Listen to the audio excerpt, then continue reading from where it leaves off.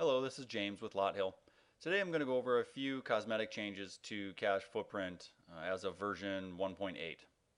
And I'm going to switch between an older version and the newer version just to show you a few of the different changes. So first of all, the screen just outright looks different up at the top here right away. So what we've done is we've gotten rid of the customer box and replaced that with the add or apply customer button.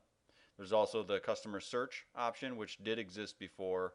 And then we've also added the customer menu, which has a few different features for editing a customer that's currently applied to the transaction, or making an AR payment, or showing the accounts receivable balance for a given customer.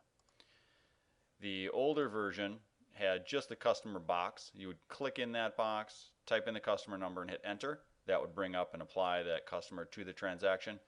Now it's the same number of strokes. You click the button, type in the number, and hit enter, and it will apply the customer there as well. And if the customer doesn't exist, it's still going to ask if you want to add one. So I'm just putting my name here and hit save. And with this, there will be a new feature for accounts receivable.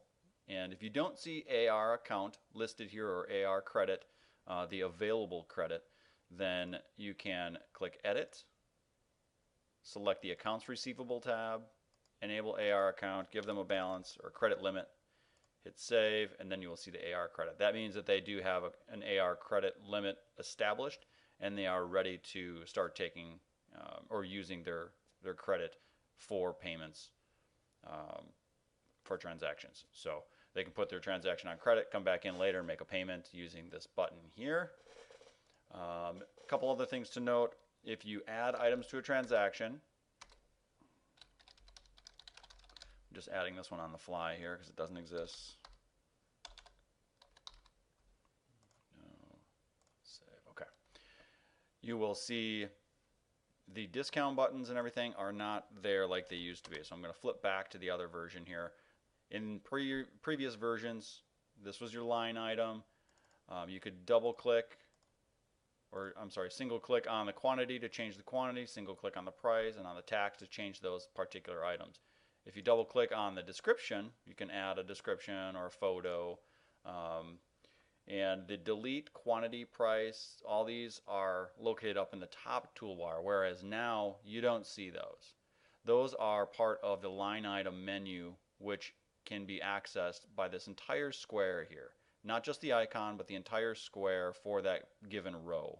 So if I were to add another of the same item, you'll see that you can use this entire area to bring up the menu. You just click in there, single click, or tap on your touchscreen. It'll bring up this menu, and you can choose from discount, delete items, and you can still use the function keys as well. If you want to do multiple items, you just simply touch and drag or click and drag. Control A on the keyboard will select everything. You can also use the menu button up here to select all. Click the menu button again, and this will apply to all items that are highlighted. Just like before with CashFootprint, if you had multiple items selected, you could only delete or apply a discount. That same functionality is still existent.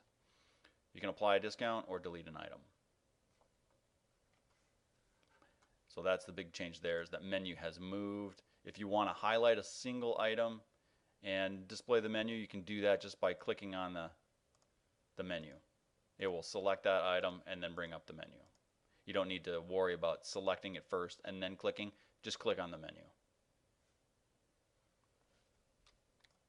So one of the other changes to this version is the height and font for the grid. You can change that by going to Tools and then Options within the new version. Click on the Terminal tab, and then you'll see a POS item grid area. You can hide different columns. You can hide the SKU or the item number. You can also hide the extended price and the regular price column. So if all you want to see is description, quantity, and extended price, you can hide the price column. And there's an option here to make the white space above and below the text a little bit bigger. I recommend just going straight to the largest. Use that. If you want to change the font size, you can. And then click OK.